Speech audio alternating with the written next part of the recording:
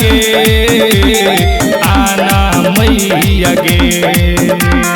हंस पे बैठ के घर हमर आना मैया गे, आना मैया गे। सरस्वती माता की हंस वाहिनी की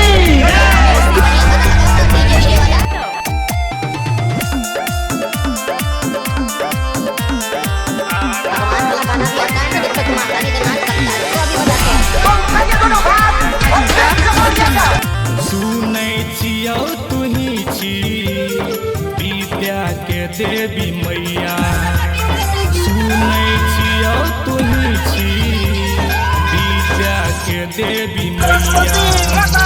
हमरो तनिटा देना पप्पा देतौ रुपैया, पप्पा देतौ रुपैया।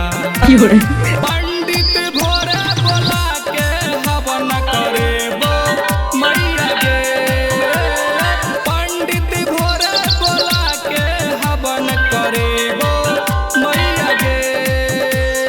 हंस पे बैठ के घर हमर आना मैया गे, आना मैया गे।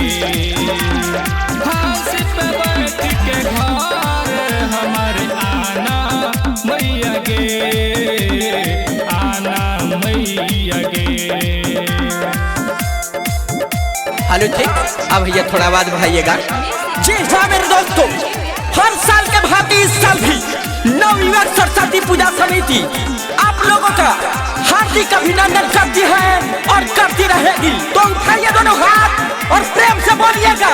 दिल ई हमर कहै छै मैया हंसत अबै छै, दिल ई हमर कहै छै मैया हंसत अबै छै।